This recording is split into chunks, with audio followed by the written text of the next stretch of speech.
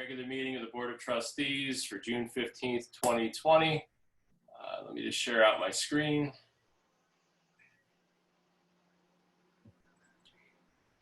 First off, pledge of the flag. I pledge allegiance to the flag of the United States of America and to the republic for which it stands, one nation, under God, indivisible, with liberty and justice for all. Hopefully we get back into our meeting room sometime soon, but I'm not very hopeful given the size of it and the requirements for social distancing. But we have not gotten any updated guidance from the state in terms of that. So all of the local municipalities are still conducting online, and we'll follow suit until we can do differently. First off, approval of minutes. Did everybody have a chance to review the April 13th, 2020 meeting minutes? Are there any changes? Any questions? Nothing? Do I have a motion to approve? Oh, Chris, you are muted for some reason. Yeah, well, it's because she looked at all of them, I think. Did you get to see this one? Let's see. I can't unmute her. There you go. I saw them. They're good. Thank you. Good. Thank you. Is there a motion to approve the minutes? Motion to approve. Is there a second? Second. All those in favor? Aye. Aye. Reports, or actually correspondence. Mindy, I don't know if you want to go in other than acknowledging that we received a couple. That's what that's what I'm gonna do. First of all, are we recording? Yes, we're all good. Okay, just want to make sure. All right, so we have a couple pieces of correspondence. We have something from resident Dana Carini about the 5G. Where does she live? So the board's gonna look that over. And then we have another letter from David Eisenbach about the tree and the homeland permit. That's also a repeat of one from last week. I did get additional today in the mail. OSI, they're gonna start doing their land management, and they're gonna begin monitoring conservation easements starting in the beginning of June. Also, the letter's late. Anyway, they just say they're adhering to social distance practicing, and it's not necessary for anyone to join them. If there's any concerns, we can contact them. And we did get our current CHIP statement this afternoon. So this is very timely because this will work well with the paving. So I'll scan this in and we'll get it out to everybody. And that's it for correspondence.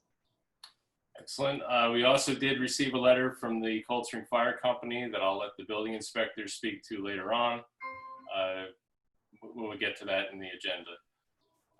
Any other questions, anything about correspondence? If not, we'll move on to reports. Update on the paving estimates with Trustee Maroney. We got the one. Where do you want me to start at? With the one I got over the weekend? I don't have a copy. Let me pull that one up. Let's see. Right here. So you put out for a fourth. Yeah, I have four bid on the project.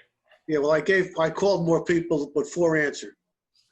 All right, this one here came back. He left out Secor because he basically said Secor was beyond going over. Got to tear the whole thing up. So then when he talked to me, I said, "Well, leave it out," and then that'll be another day, another year.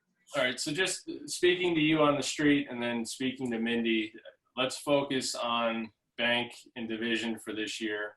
Yeah. We can go for something else, whether it's Secor or somewhere else next year. All right, so this one came in at 24,907 for bank and 18,757 for division. Mindy, you had reached out to them today to see if this was just basically a pave over, or if they were going to take some of the road bed off. Which they're not. This quote and Polhemus is strictly going over what's there. The first quote that we got, and I believe the Pizzala quote also, are for, you know, tearing out what's messed up there and replacing it completely. And though the difference between this and what those other quotes are is not that many tens of thousands of dollars, but the difference is there's a warranty with the others, whereas these do not have a warranty. And when we're investing this kind of money, and I'm going to confirm with Chips and everything, you know, that we're going to get half back, I think that the long term with the warranty is the better way to go. All right, so the ones that we're going to mill down the pavement are Van Atten. It's Sal. Yep. Sal, he's going to mill the pavement down as well. Yeah. All right, so we're looking for, all right, we'll take Sal first. For Bank Street is 48,000.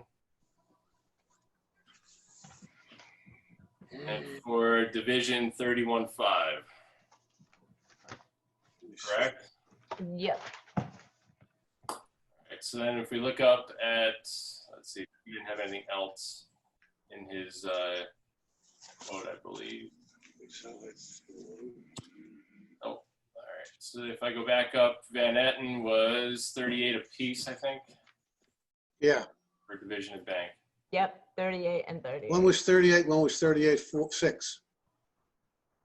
Yes. Bank was $600 more. Yep. All right, so for those two roads, 76,000, what did we budget? 60 something? 60. 60. So, I mean, we need to have a discussion about, I mean, getting both of them done in 1 year would be, you know, since we haven't done any roads in probably 5-6 years at least. Longer than that. Yeah. The last one was done in front of your house, wasn't it? Yeah, they did this front part of Crown Street. Yeah. And I think it was before I moved back up here. So yeah, it had to be before 2015. Yeah. So let's have the discussion with the state, see, you know, what we're getting with the CHIPS money. And then next meeting, make a concrete decision on this now that we have kind of apples to apples comparisons in terms of scope of work and stuff like that. Yeah, when you do the CHIPS thing like you're talking about, I mean, I got these guys to give prices and I told them what the municipality. I mean, does the CHIPS have their special thing with how they want to do things? You know? I'll confirm that tomorrow. Yeah, it's basically as long as we've gone out to bid with it, I think, and we had, you know, pretty clear specs on it, and they just look to reimburse for road projects and sidewalks and things like that. Mm-hmm. I mean, the more I walk on Division, that road is shot. So, I mean, that definitely needs attention. And, you know, Bank we've known about now for going on 2 years. Can you guys give me the Polhemus price for the two? I don't think we said that one. Yeah, we weren't doing that because it was just a pave over. They weren't going to mill up any of the road bed.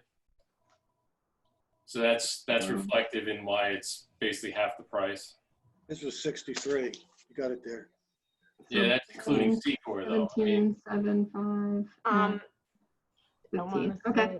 I mean, the other question here is if we want to have a discussion with Carl or somebody that really knows road work, if they think it needs to be milled down or not. I mean, it just from the depth of some of the potholes on Division, I'm assuming it needs to be. And it's also, that road's pretty high up on the curb already. And if we put another coat of blacktop on it, we're approaching, you know, mid-level of the curb. So When Charlie looked at it, his opinion at Division Street, it didn't have to be done because the curb was high enough. Because you're only putting on 2 inches to have like a 4-inch curb, a little more than 4 down at the bottom. So. All right. I just want to publicly walk back what I said about Secor last week. Dave, you're right. It's actually in worse condition than I realized. I don't think it needs to be a priority, but it definitely needs work down the line. The hill in front of your house is starting to spider apart. Yeah. When it gets down past the lodge, it's really bad. Yeah. Mm-hmm. And that could be next year. We could basically figure it for next year, do the whole road right, rip it right out. You know, can't just let it go deteriorating to the point where, you can't drive on it at all, because it'll come wintertime, you won't be able to plow it. So Mindy, what was the guarantee on those other bids? 5 years.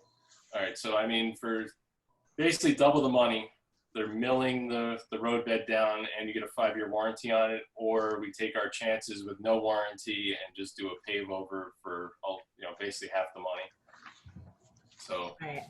I mean, I'm reading this fine print on the Van Etten, and I'm gonna confirm with them because what they're talking about is milling the keyways on, they say Secor. Division, they're gonna mill half the road, 2 inches and replace. Bank Street from Peekskill Road, keyway tack and pave. So this isn't milling, Bank Street, they're not milling either. That's why it's cheaper up above. So, they're probably saying that Bank Street doesn't need to be taken out before it's done. They're just saying that, if you read the fine print on there. yeah, I'm looking at it now. You mean in the notes section? Yep, here, yep. All right, so let's just confirm this and then. Yeah, and we're gonna have to go over the fine print. I'll break it all down and everything. But now we've got prices. We know what the idea of the scope is. The whole thing with me doing it with them, I mean, it wasn't engineered for a specific spec. Right. Right. So I was basically going by the judgment of the guys. Yeah. I think the Van Eaton guy, or the Gorman guy, he gave a good explanation. Like, they only do is blacktop, and Charlie, he had the best knowledge of blacktopping. So those two did. So that, in my opinion, but it wasn't spec'd out like like for a job for a municipality. That's when Mindy can find out if it has to be. Yeah, I mean, Charlie Paul Hamus has done a lot of paving around here, so people know the quality of work. Yeah. Van Etten, maybe we'll reach out and just get a name of the municipality they've done some work for, and we can call their supervisor or mayor. Aren't they the ones who did Garden Street? He did Garden Street. They did Yeah. Garden Street. The other company, the Gorman did Dennytown Road. All right, so that's the ones from Dennytown. All right. That's the Gorman Group. That's the one we just got. Okay. Yeah. All right. So let's make this topic number 1 at the workshop in July, Okay. so that we can make a decision and get this done midsummer. Yeah. Right. On the Gorman Group, I asked the guy, they didn't take that up. Dennytown, they went over it. Yeah. But it's lasted for a long time. Yeah, for that road. When was it done? When 2 years ago, wasn't it? longer than that, when Tom Corliss was mayor here, so it's got to be over 2 years ago. 5 years ago, at least. Okay. All right. Update on the roofing estimate. Well, you got it just basically we got Steve, gave the only estimate, and it was basically for, I gotta find it here. I just had it up, I think. Yeah. Yeah, it was in the same, there we go. Yeah. Yeah, his was 18.1, not counting if it needed plywood. Yep. And it would another additional, 5670 if it needs plywood. yeah, if you need to plywood the roof in, which I don't think it's going to need a lot of plywood looking at the front entrance. The boards are really gapped, but you can see plywood up there. Yep. So, and if, down the road, and it's laying down awfully flat. So that's, you might get away without doing the plywood. You really don't know until you open it. But the way I like to, when he bids it, the way I always did a job, you give the worst scenario. So let's revisit this in the workshop as well. If maybe we get imaginative with the paving and, we don't need to spend the 38, we can get by with doing a coat of one of the roads or something. We can play with some of the money and see if we can make this happen. If not, it can get pushed back. Like we said it during the workshop, the roof's not leaking yet. So, knock on wood, we've got hopefully a few years left in it. but like we said, this is actually a really fair price for the amount of work that needs to be done there. It's basically 3 buildings. Yep. Yeah. I know the shingle that he put back, the one that blew out, it didn't come from where that spot was missing. So someplace else on that building, there's probably a shingle missing. Yeah. If you walk around the village, there's a lot of shingles missing because of the storms we had earlier in the spring. I wouldn't be surprised if on the other side of that building, there's a couple that are gone. That's the hard part about that building. You can't really get around and see you can't see part of that building in the roof at all. Yeah. All right. Update on NICOM conversation, Dove. Okay, sure. Yeah, as I mentioned at last week's workshop, I reached out to NICOM just to get a second legal opinion about some of the questions we had in the draft resolution for the small cell code update that we are drafting. The question specifically was related to the occupancy fee. So, you know, there's a permit application fee, and then there is something called the occupancy fee. And my question, because it was raised at prior meetings, was can the village claim an occupancy fee for any units that are placed on state roads as opposed to village roads, and if they're on private owned utility poles. And so I corresponded back and forth through email with a lawyer at NICOM who said, in agreement with Brian, that there is this sort of competing jurisdiction between state and village when the road traverses the village, but that she agreed with Brian's interpretation that we could go ahead and put in our code the fee schedule for the occupancy fee that we would like, even if they are cited on state roads. She said, she did give the advice, and I thought this was good, that we don't want to lose the ability to dictate the appearance of units on Main Street, right, which is a state road. So we want to be very clear in our code that even if it is being cited on state roads, that it would still, if it's within the village geographic boundary, that it would still have to go in front of the planning board. So I'm going to, if you guys agree, reach out to Brian and ask him if we can just spell that out more clearly in this resolution. I then asked her about the private utility poles. And she says private owned utility poles does not change the analysis, provided that the fee is charged as a right-of-way access fee as opposed to a rental fee.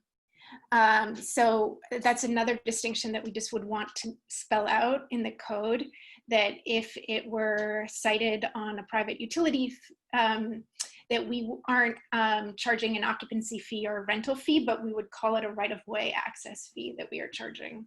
So I thought I would follow up with Brian and run those 2 small edits by him. It seems like it's just spelling out a little bit more directly in the code what we envision for our sort of jurisdiction and authority on this matter.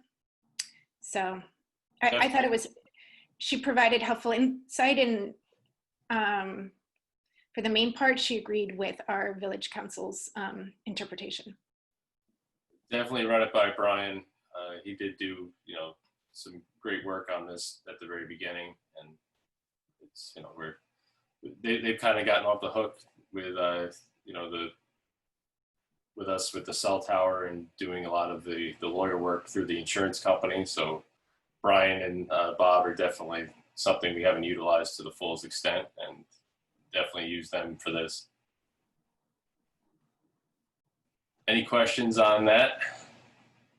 No, but thank you, Dove, for teasing that out and making sure that we have more restrictions available to us. Yeah. Yard debris collection update, village clerk.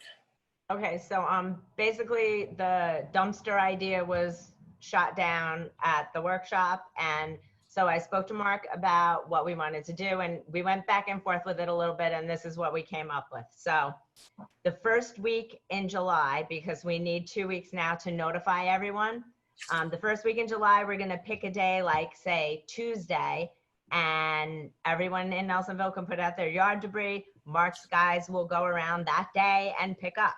And then 1 week later, for all those who call up and say, uh-oh, I missed it, we're gonna do it again. And it's not gonna be the same day the following week. Like if we do it Tuesday the first week, we'll do it Thursday the second week, so it'll give more people the chance to take advantage of it. Great. Cost? Undecided yet. So far, there's nothing being added in for this, so we'll see. We All right. we had a light winter. That would be good because, yeah, like just like the lawyers, Mark's been underutilized over the winter as well. He knows that. Have some bad ones, have some good ones. Let's see. Update on Seacourt Gatehouse and OSI. Lisa's not here, but just to reiterate what we talked about at the workshop, we're working with OSI. They've waived the need for a survey right now, given the COVID emergency that's going on, and they can do it afterwards. We are looking to probably discuss this one last time at the next workshop and then make a decision on the conservation easement come the July regular meeting. Sound good, everybody? Yep. All right. Cell tower update, issuance of permit. Is the building inspector here? Let's see. I believe. Wait a second, here I am. Okay, There can you you hear are, me Bill. now? I can hear you. Do you want to be seen as well? No? Okay. Okay. So I'll give the Cliff Note version. As we received the final application in the office 15 days ago. The 15-day time limit, depending on who you believe, the Homeland said it was last Friday. We're sticking to tomorrow as Tuesday as when we physically received the hard copy in the office. So there's a 15-day shot clock that's attached to the court order that we agreed upon with Homeland to stop the lawsuit that was going on. We asked for two things. We asked for a schematic of the tree. Homeland provided that on Friday. We followed up with a couple questions this morning in terms of the look and density of the branches. I'll let Bill speak to that because he spoke to Mr. Xavier, the project manager for Homeland. And the second issue was the grade of the road. It needed to be approved if it was above 10% by the fire enforcement official for the town, or in our case, the village, which would be the Cold Spring Fire Chief. We did receive a letter on Friday from Chief Merrigan stating that anything up to 15% that they would be okay with. We can read that letter, or I can read it now. If Bill, you think that's prudent? Oh, well, yeah, I mean, you could take excerpts from it. Pretty Well, much. it's going to be available on the website as part of the correspondence and the package when under the Homeland link. I'll just read it quick. RE waiver of grade requirement up to 15%. Dear Mayor Bowman, the purpose of this letter is confirmed that I reviewed the plans presented by Homeland Towers LLC for the location of a cell tower at 15 Rockledge Road, Nelsonville, New York, which requires approval by my office as it relates to the grade of the driveway leading to the tower site. It is my opinion that an up to 15% grade to access the tower is acceptable. In rendering my opinion, I have considered the following factors. 1, while we generally avoid grades up to 15% for access to residential and commercial development, cell tower sites experience significantly less vehicular traffic, thus the risk of emergencies due to the use of the access road are reduced. 2, historically, cell tower fires have been due to vandalism or utility work error, such as incidents related to welding. Those fires typically result in brush fires, which are responded to by brush trucks and ATVs.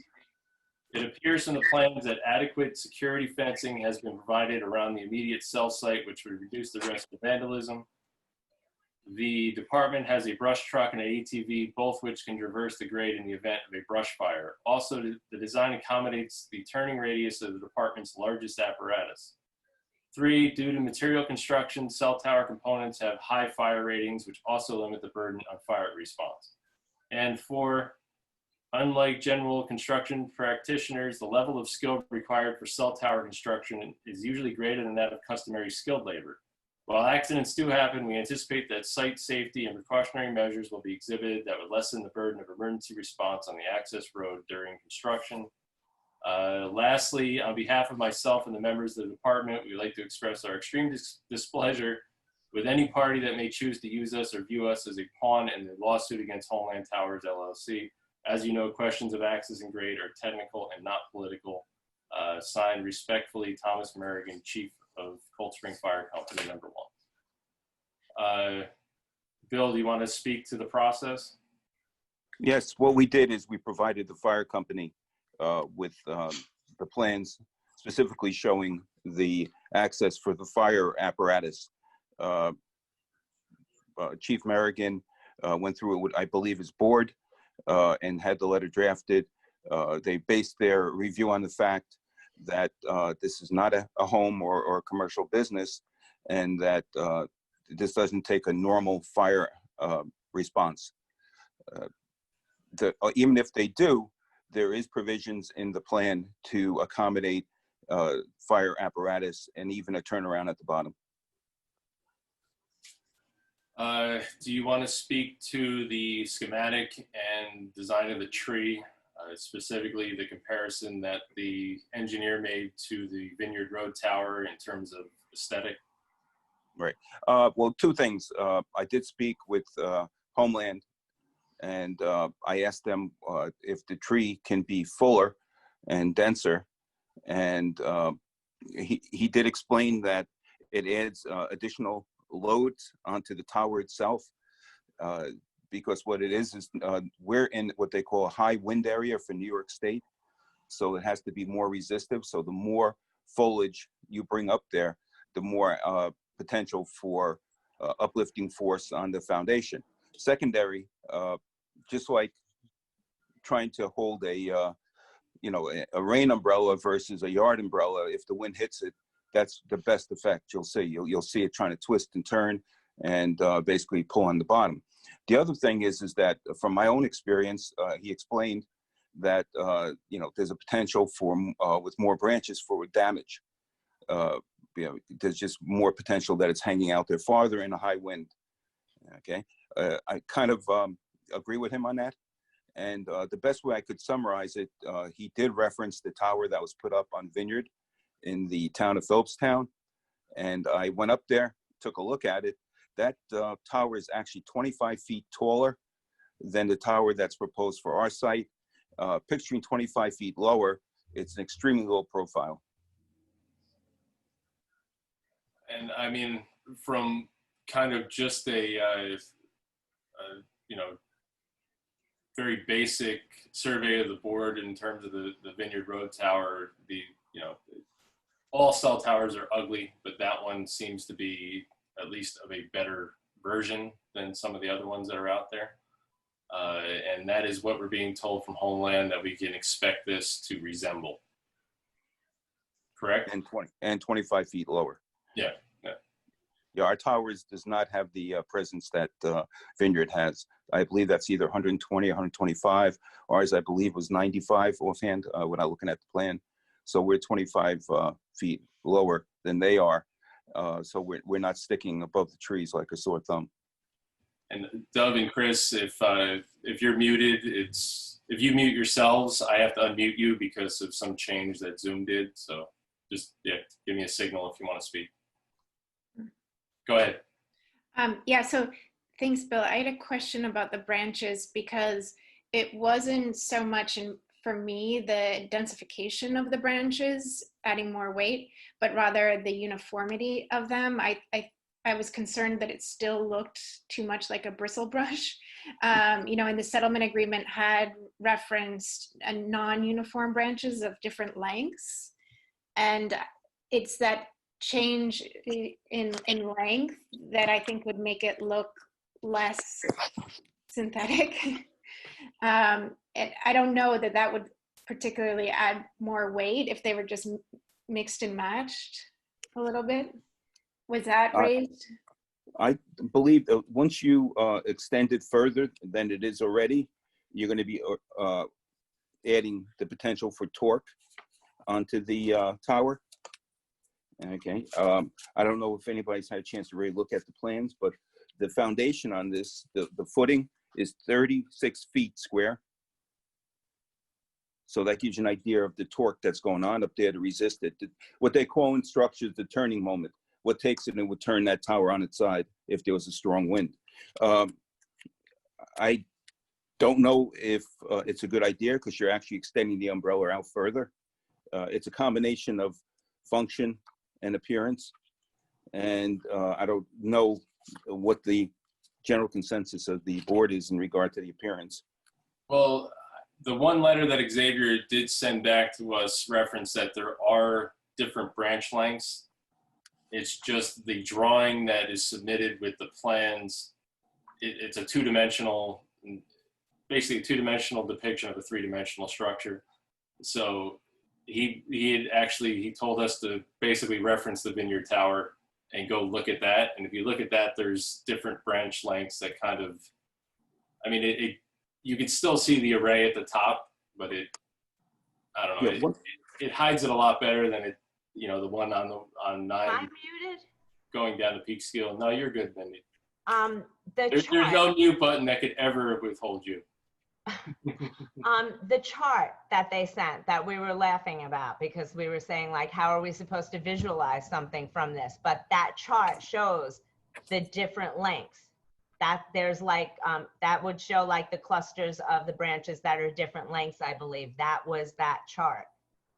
Right. No, I realize they're different lengths, but they're just different lengths all at the same gradation. Yeah, I mean, you know, like as clumps, they're different lengths. And I was just hoping that it could be mixed and matched a little bit. I mean, there's definitely, you know, the ability to keep communicating with them throughout this process and to make sure that, you know, we hold them to what we're promised. And, you know, when I drove out to look at the Vineyard Road tower on my way back from work, it does have the varying lengths and things like that. So that was one of the things I wanted Bill to ask Xavier this morning flat out is that your plan? You know, we're not going to end up with basically a hairbrush kind of thing.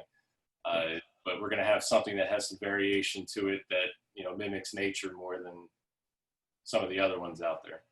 Yeah. One of the things. What was his answer? Do they? He referenced Vineyard Road again and said, you know, if you want a visual of what you're going to get, that's it. Pretty much, and again, 25 feet lower. So it's going to have less of a profile visible above the other trees, you know, especially since pine trees don't seem to be prevalent in the area. However, one of the other things he made quite clear, he says they shroud the antennas with almost a shroud bag, whatever, over it, and it's colored to go with the tree. If you look at that Vineyard Road tree, you can see that while you know, I mean, you're going to see the mass of the antenna, but it's not going to stand out as a big white antenna or a big whatever color. It's matching the color of the trees.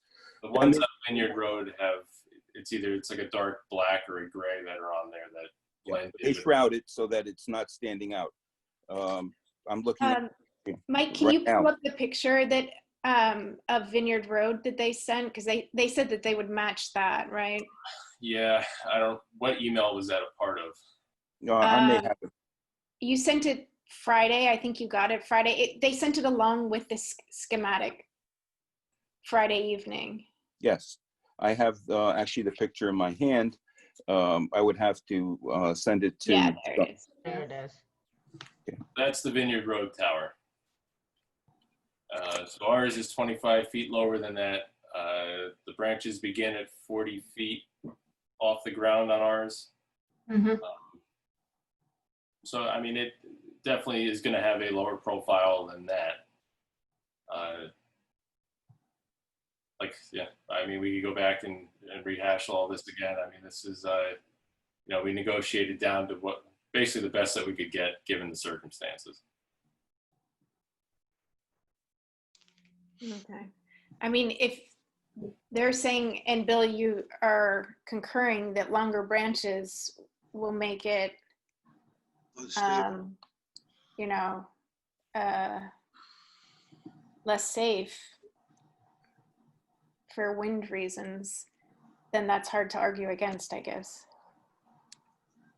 I'd Yeah. still like to see some longer branches, but. I defer to Bill on that one because, yeah, I'm not an engineer by any stretch of the imagination. I think Bill just muted himself. You there, Bill? Yep, I'm here. Just to clarify, what I would be concerned about, again, as the building inspector, because I'm also going to be watching this project during its construction and its life thereafter, as long as you people want to put up with me. So what it is I also want to see branches that are not going to be damaged, and then it's going to take a year to get them back, to repair them. Okay, so the longer you go out, the more potential for damage on the branches also. And I've seen some other tower owners, not this one, because they have quite a few of them over in Putnam Valley, and a lot of them don't maintain their branches. The issuance of the building permit will be required to maintain their branches. Yeah, I mean, we spelled that out pretty clearly in the settlement agreement as well. But yep.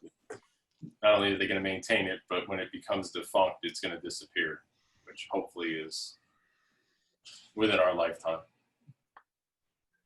Do you want to speak to the permit itself?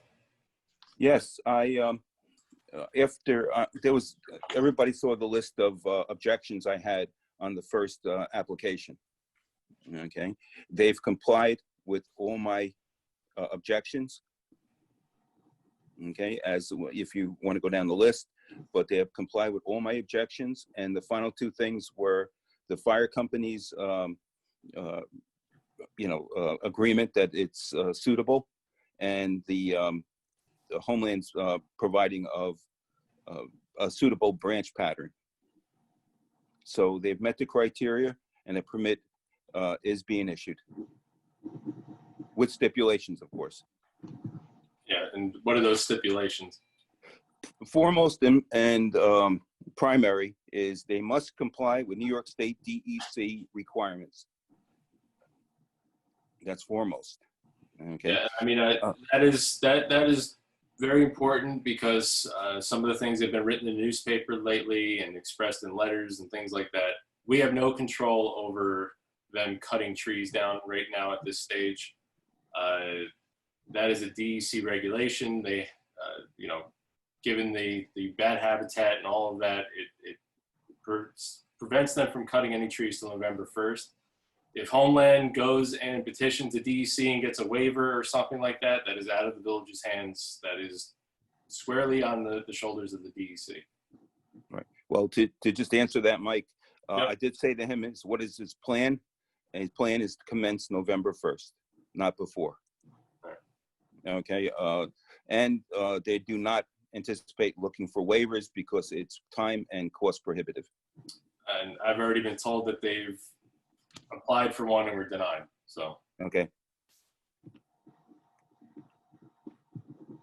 As far as anything else on that permit, anything that they deviate from on that requires in writing to the village, okay, immediately when they encounter it. So there's not going to say, okay, well, we found these rocks and we moved the road 25 feet more to the right or left. They have to notify us before they do anything. Can you speak to the tree issue? What, in regard to the trees themselves? Yeah. Yes, in reviewing their plans, they list 66 trees. And that's because they relocated the road to the southwest. Okay, and it's instead of going straight down and over a large granite rock outcrop, they seem to go around it. Of course, trees don't grow on rocks, so there are more trees in the path where they are right now. So there's a list of 66 trees on the plans, and those plans are on the website. Can you also speak to the need for any blasting and what permit that would require? Where I understand it, any blasting requires a permit. There's several layers of it, and I'm not quite sure until we get to it what'll be our interaction on that. Right now, they've indicated, again, there's nothing that makes it written in stone, for lack of a better saying, is that they said they're basically not blasting, but that's today. So they relocated the driveway in the hopes that they don't have to do that. Correct. There are boulders and rocks in the way. We're in the Hudson Valley. We're in glacial remains. And I mean, I grow rocks at my property.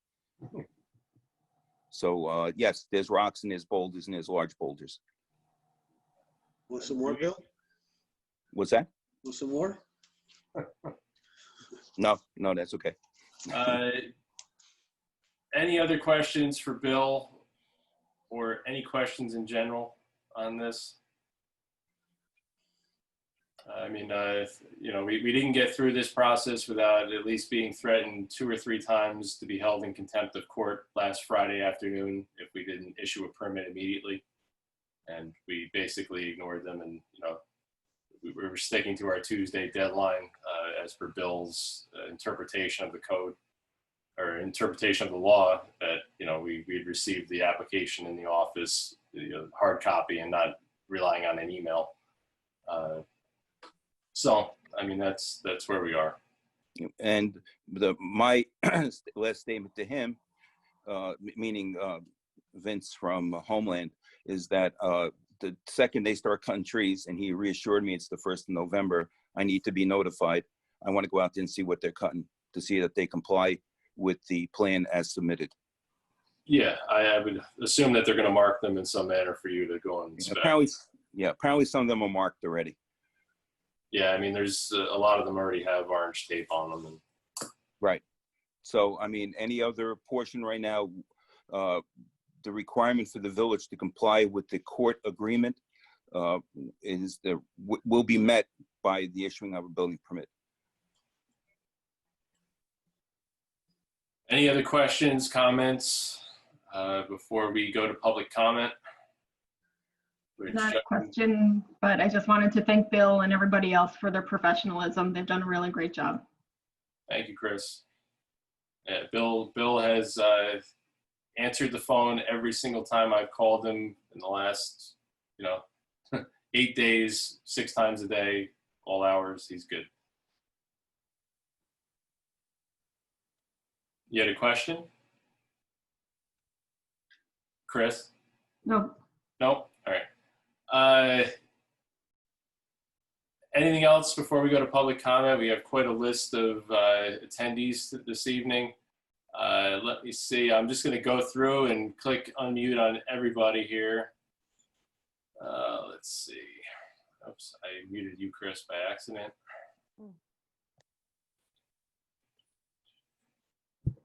If anybody would wish to make a comment, just please identify yourself. Unmuted. Mute yourself. I think I got everybody in the list. If I see, people are still muted, I'll go through one more time. Is there anybody that would like to make a public comment?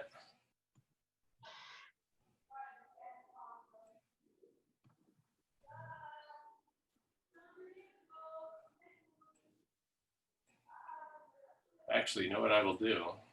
There we go. You should be able to unmute yourselves now if you would like to make a public comment. Michael, it's David Eisenbach. Can you see me? Yes, we can. Oh, okay. Yeah, go ahead. Oh, okay. I just want to sort of say, just backing up what Dove said earlier about the tree. And I'm not surprised that Homeland pulled another bait and switch. It's not their first, and it's definitely not their worst. Before that, we saw that they said in the original court agreement that there were going to be 47 trees. Then they come back with this new tree removal plan. It's got 66 trees. That's a 40% increase. In addition to that, the trees that they've marked and this is also a question I have for the building inspector, are only 8 inches in diameter. Does it mean that they don't have to mark all the other trees that are smaller and younger than that, William? Um, I do have a drawing with a list of trees, and they're shown on the plan and they're numbered.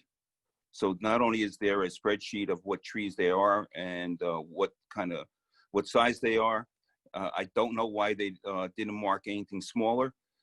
Actually, there's no obligation to do so. However, they've been accommodating and marking trees. So when we come to October 31st, that's going to be my question. Are all the trees marked? Of course, before that. Okay, because Yeah. clearly they're going to have to cut down many more trees than just the ones that are greater than 8 inches in diameter. Right. Right. Okay.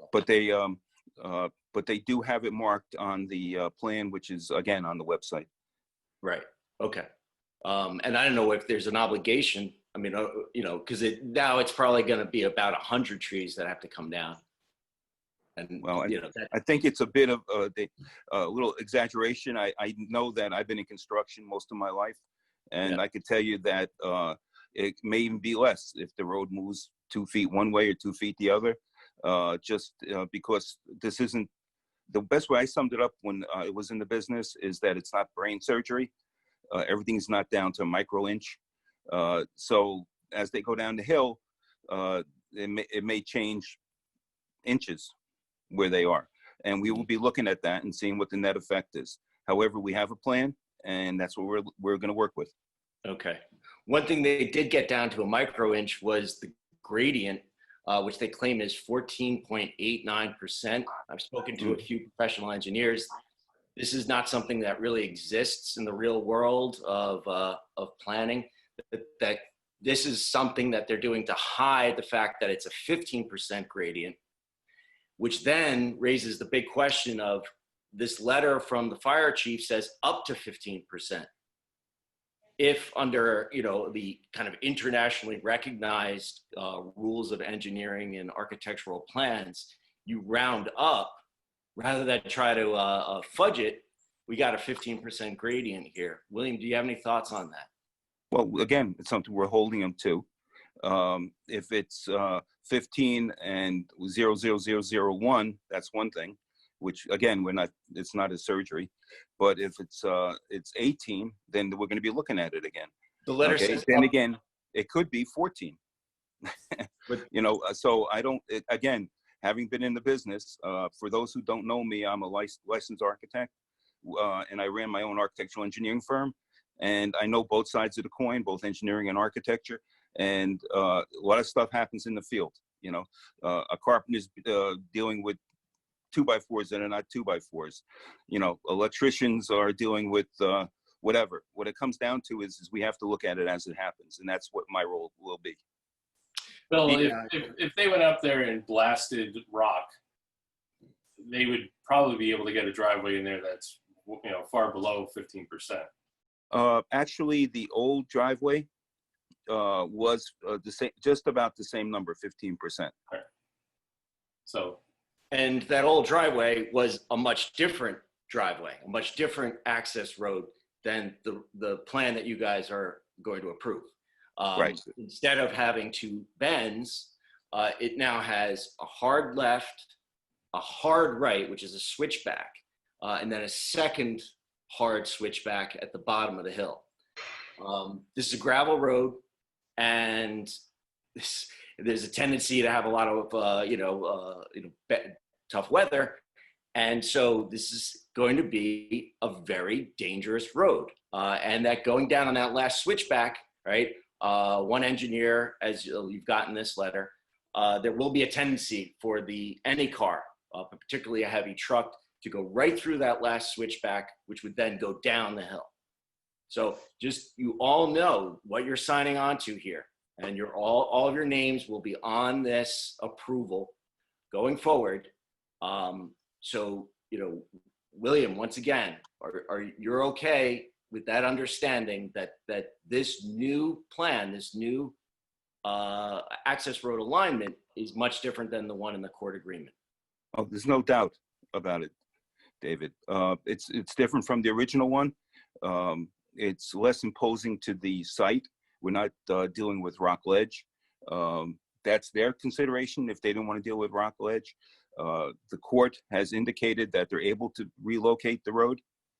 Okay. And well, I just got to go with what's there. It's signed by an engineer. It says it works. Fire company does not have a problem with it. I don't, from experience again, I don't see the fire companies going out to the towers on a regular basis. I am very active here in Putnam County. You know, there's always, you know, there's the old term of possibility versus probability. Probability says it may happen, but not likely. Possibility says anything can happen. Okay, yes, anything can happen. But just remember, the people using that road is their own, mostly. It's either going to be Homeland's people or one of the co-locators. Or God forbid, one of the local firemen driving a truck to fight a fire at the bottom of that. Yeah, but they're not having a problem with it. They're their own experts. I wouldn't even begin to try to second guess the fire company on their equipment. When the letter goes online, you'll see that they're saying that they're basically going there in things like brush trucks, which are nothing more than an oversized pickup truck. Again, metal towers don't burn. Metal towers don't burn, but David, just to speak to this notion that, you know, we have to live with the risks that we're approving. We've known from day one, all of us on the board, that we need to live with all the decisions that are made through this process, and it has not been an easy one by any stretch of the imagination.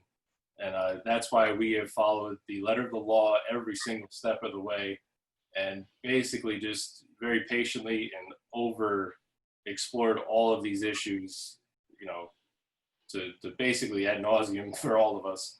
And, you know, through this process right now, you know, we read your letters in the paper. We took, you know, great consideration into everything that you read, everything you wrote to us. We let Bill and we let Homeland and we let the fire company work through the process. That's, you know, the legal process of everything. And yeah, everything has been done above board. That's all I can say. Mike, we also submitted the revised plans to Ron Gaynor, right? The village engineer, because we wanted an independent engineer to review. Yes. And it's, you know, it was, I'm being told that it was also reviewed by the fire department attorney, that this, you know, this isn't written by the volunteer fire chief. This is written by their legal counsel. So they're very well aware of the weight of what they've approved as well. Last question. Will the engineering plan be also public record? Yes. Which engineering plan? Gaynor. There's no plan that he just, review. Yeah, that's part of the packet, right, Dove? We can make that available. Yeah, he put everything in an email, but I wasn't involved in the most recent discussions, Bill, with Ron. Did you speak to him in this? Yeah, Ron and I exchanged conversations. We both deferred to the fire company, feeling that they had a best understanding of how their equipment works on that type of roadway. From an engineering standpoint, I don't see any objections from him. And from a building code standpoint, I don't have any objections once the fire company says they can use it. That's it. Thank you, David. Is there any other public comment? Please feel free to unmute yourselves and just identify who you are. I have a public comment. Go. Is that Heidi? Yes, it is. I was just wondering if for the yard debris collection, if it's going to be composted or what's going to happen. Is it going to be thrown in a dumpster? I believe that Mark is gonna get rid of it up at Royal Karting. We have a contract with them, so he dumps it and they bill me. Does that, and I don't know what that means. Does that mean it's going into a landfill or is it going to be composted? Because it's probably all compostable material. Well, If you go to Royal, it'll be, if you go to Royal, go to landfill.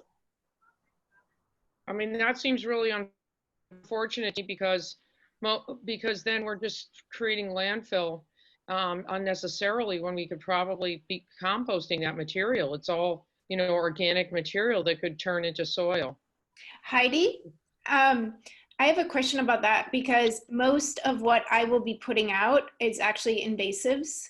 And I remember asking Putnam Extension what to do with invasives. You know, should they be composted? And they said to throw it away, that it should be out of the system, out of the ecosystem. So But I don't think- know, they might be mixed, it might be mixed land debris, you know, some cuttings, but then most of my stuff is weeds and even stuff I've taken out of the preserve. Well, I'd be happy to look into it, but I believe that's if it's like a little compost pile in your own yard. But when it's commercial composting, I don't think it's the same situation, because they sort of bake it, and you know it's not treated the same way. You probably noticed how it has like little bits of plastic and whatnot in it. Yeah, I mean, right. I don't see why we should just be landfilling our yard debris on a massive scale in the village. So Same thing with I the mean- leaves. Same thing with the leaves. They pick up the leaves and they bring them wherever they can bring the leaves and dump them. Well, this is to prevent people from dumping them over the bank. So, you know, we have to do something with them, and we're not equipped to compost in the village. We're not. I mean, individual people do. I see compost. Danielle has one. That's up to the individual homeowners, but we're being asked to provide a service that the village of Cold Spring has been providing, brush pickup. So we're trying to arrange a way to do that. Let's follow up with Mark tomorrow, because I mean, I was just reading on the Royal site that they don't accept yard debris because it's not combustible, and they actually burn all their garbage up in Wappingers or wherever that is. So maybe he's looking to get rid of this somewhere else. Okay. We'll get back to you, Heidi. Okay, I'll look into it too, and maybe Beacon compost their yard debris. I don't know. If Cold Spring doesn't, I mean, it's worth just asking somebody. I realize it's not, you know, the most important thing in the world, but Cold Spring a few years ago had a program where they were providing or selling composting bins to residents for nominal cost. I think they still have a ton of them left. But when they go around and do their yard debris pickup, it's either being chipped or it's going into the Royal garbage pickup, I believe. But whether Royal separates that out, because as I just read on their site, they can't combust that stuff because it doesn't burn like household waste. okay. All right, well, thank you. Yep. I'll see what I can find out too. Any other public comment? Hey guys, this is Jeff Rossi. My camera's not working, but you're not missing anything. First of all, thank you guys for all the work you've been putting in on this regarding the cell tower. I just want to know if the latest documents up on the website, and if not, when can we expect them up in terms of schematics, or is what's up there it? The latest application materials are there. The letter from the fire company will be posted immediately, you know, or as soon as possible if it's not there already. Okay, but everything else other than that is posted. The schematic that came in Friday night, I haven't posted it. I don't know if somebody else has, but I can do it after this meeting. Yeah, the schematic that came in Friday and the letter need to go up, and I think you have both of those, correct? Yeah, so it'll be up as soon as possible.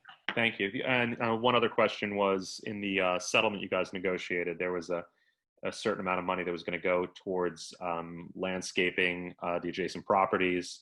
And I didn't know if there was any developments there. If I know we sort of said we'll cross that bridge when we get to it, in terms of who's going to plan it, how it's going to be spent, how it's going to be managed, et cetera, et cetera. I just didn't know if you guys, I mean, I know it's been kind of an upside down world since we last spoke, but I don't know if there's been any discussion or clarity around that. Not on my part. Bill, has there been any discussion about that? No, it is part of the agreement. I did review the plans. They are replacing 19 new various forms of trees between the Varela property and the cell tower road. So the question I had at the last meeting when we all were together was influence that the homeowners who are in adjacent properties have on those decisions and the landscaping, and just sort of what the process is going to be. And if there is no process, if we could kind of maybe think about putting one in place in your next engagement with them, I completely appreciate that.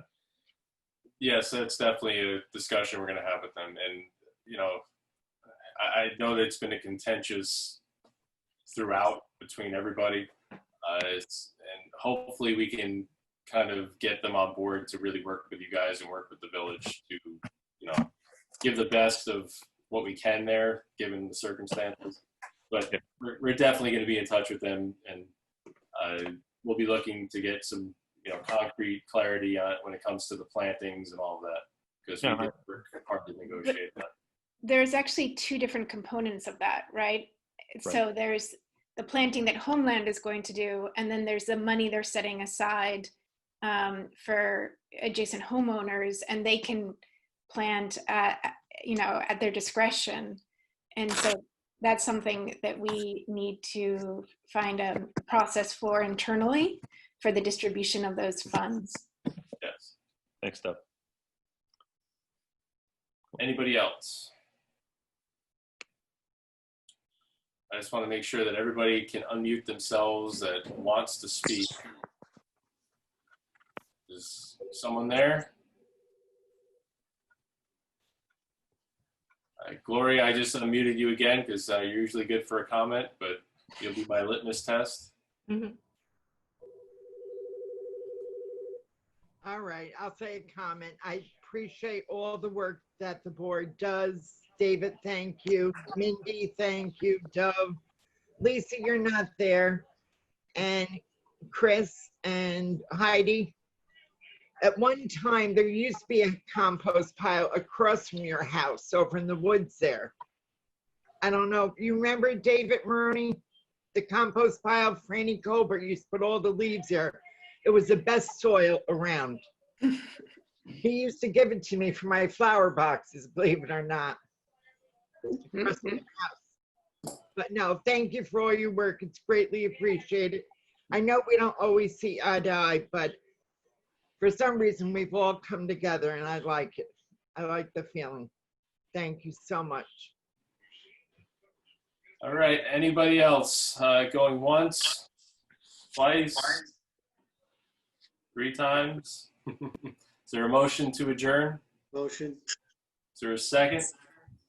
Second. All those in favor? Aye. All right, thank you, everybody. Have a good evening. Thank you. Thank you, everyone. Night.